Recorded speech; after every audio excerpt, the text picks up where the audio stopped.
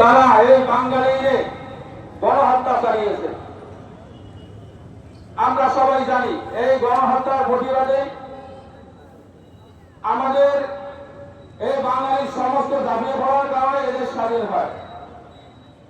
আসলে এই স্বাধীন মানে কি? এই স্বাধীন হয়েছে সাম্য, মানবিক মর্যাদা, ন্যায় বিচার পাওয়ার কারণে এদেশ মানুষ স্বাধীন করেছে। এদেশে কোন হাস তামাশার জন্য এদেশ স্বাধীন করেনি। এদেশে ধর্মাত্ম বাদে রাস্তায় রাস্তায় আন্দোলন করার নামে এদেশ স্বাধীন করেনি। এদেশের মানুষ ন্যায় বিচারের জন্য এদেশ স্বাধীন করেছে।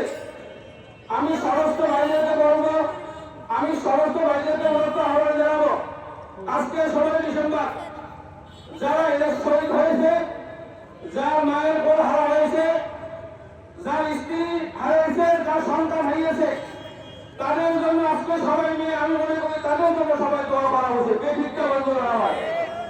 আসলে আমরা দেখছি গাড়ি নিয়ে তারা হাসপাতাল করে, তারা গাঁজা খেয়ে রাস্তায় রাস্তায় ধর্মঘট দিয়ে তারা আনন্দ উল্লাস করেছে। আসলে এটা মুসলমানের কালচার হতে পারে না, কি ঠিক না?